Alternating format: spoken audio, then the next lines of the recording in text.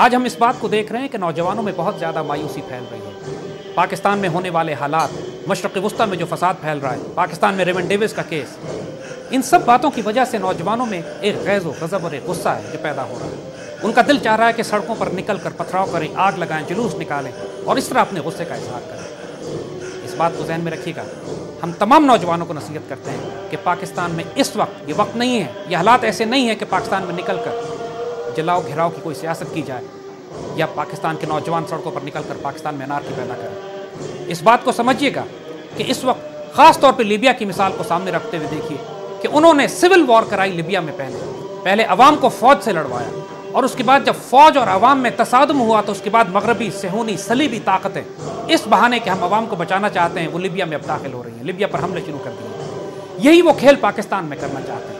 ایک طرف تحریک طالبان کی دہشت گردی ہے، ایک طرف کراچی کے ساتھ کراچی میں آگ اور خون کی ہولی ان کے سیاسی جماعتیں جو وہاں مسلط ہیں وہ کھیل رہی ہیں۔ پھر پاکستان میں فوج کے خلاف، ISI کے خلاف، پاکستان کے سیکیورٹی کے اداروں کے خلاف ایک پروپیگنڈا جاری ہے، عوام کو غصے میں بھڑکایا جا رہا ہے۔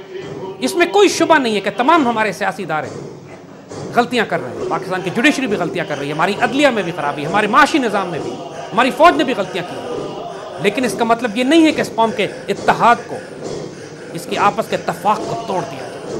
یہ وقت اس قوم کو مضبوط رکھنے کا ہے۔ دشمنوں کے کھیل کو سمجھیے، سارے معاملات ٹھیک کر لیے جائیں گے، عدلیہ کو بھی، سیاست کو بھی، جوڈیشری کو بھی، فوج کو بھی، معیشت کو بھی، معاشرت کو بھی، لیکن اس وقت قوم کو متحد رہنا۔ اپنے آپ کو حوصلے میں رکھیے، اپنے جذبے کو ضائع نہ ہونے دیں، مایوسی کا شکار مت ہوں۔ دشمن کی سب سے بڑی جنگ جو آپ پر مسلط کی گئی ہے وہ ڈس انفارمیشن وار ہے، جھوٹ اور پروپیگنڈا۔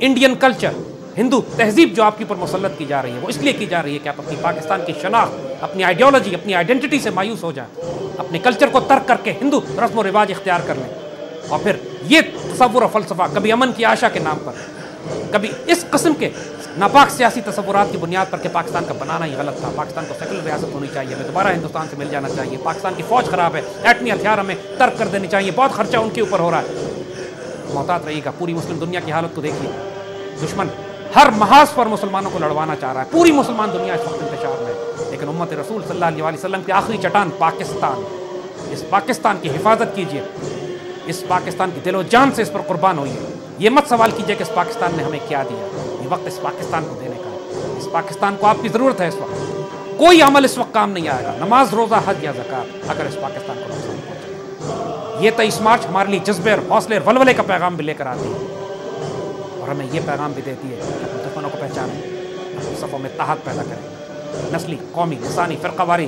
جس بنیاد پر کوئی جماعت یا گروہ مذہبی یا سیاسی آپ کو توڑنا چاہتا ہے، امت رسول کا دشمن ہے، اس کو پہچانیں۔ انشاءاللہ ہم اس وقت سے نکل جائیں گے، لیکن اگر ہم مایوس ہو گئے تو پھر دشمن جیت گیا۔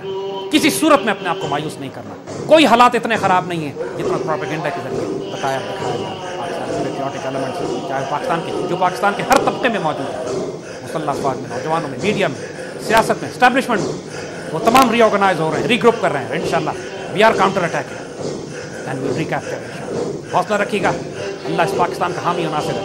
نوجوان خاص طور پر بالکل مایوس ہونے کی ضرورت نہیں ہے۔ سب سے بڑا پریکٹیکل کام اس وقت یہی ہے کہ پاکستان کی نظریات کو، اس کی آئیڈیالوجی کو، پاکستان کی 23 مارچ کی قرارداد کو اور قرارداد تکمیل پاکستان کو دنیا کے کونے کونے تک پہنچا دیا جائے۔ اپنی ڈیوٹی کیجیے، انشاءاللہ اللہ کا وعدہ ہے کبھی آپ کو رسوا نہیں کرے۔